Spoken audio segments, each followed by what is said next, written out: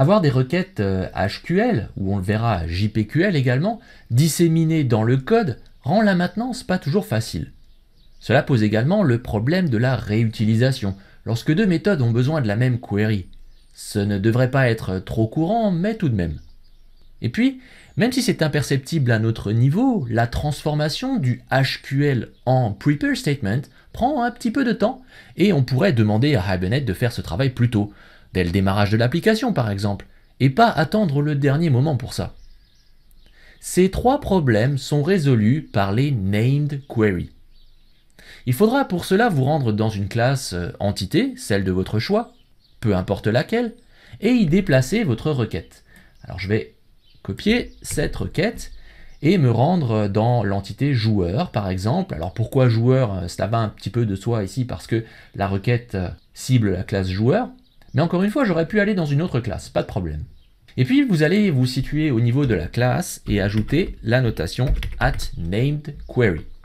Alors vous allez constater qu'il existe deux annotations nameQuery, une qui vient du package JavaXPersistence et une qui vient du package org Hibernate Annotation.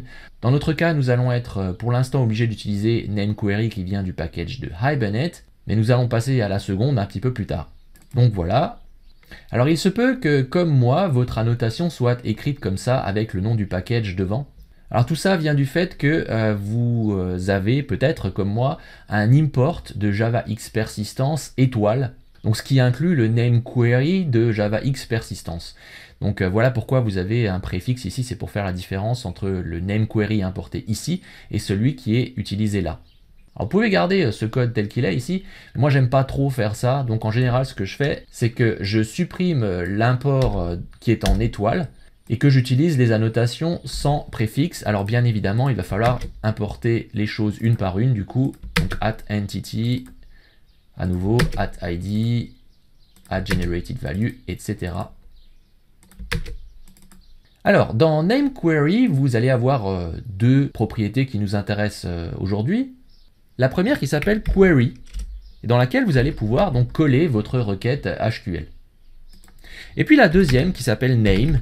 Il va falloir nommer cette requête afin de pouvoir l'utiliser plus loin.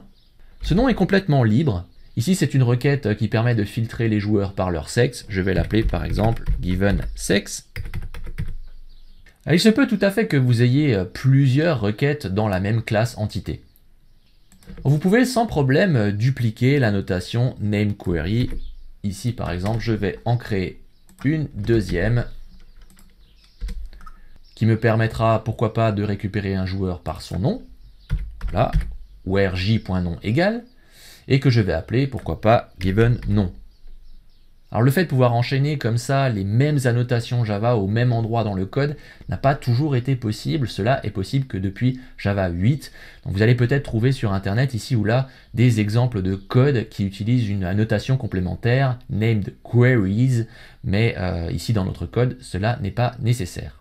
Voilà, maintenant que vous avez déclaré ces nameQueries, eh bien vous pouvez y faire référence par leur nom, par exemple givenSex.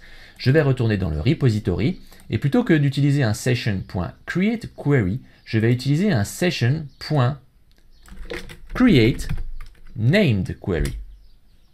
Et là, ce n'est non plus la requête que je vais passer en paramètre, mais le nom associé à la nameQuery. Et c'est tout, il n'y a rien d'autre à changer. Alors là, j'ai modifié la méthode list de mon joueur repository pour faire appel à une nameQuery. Je vais juste essayer cette méthode au travers du service et du contrôleur dans ma classe UI. Donc joueur contrôleur égale new joueur contrôleur et contrôleur.affiche list joueur. Je lance mon code.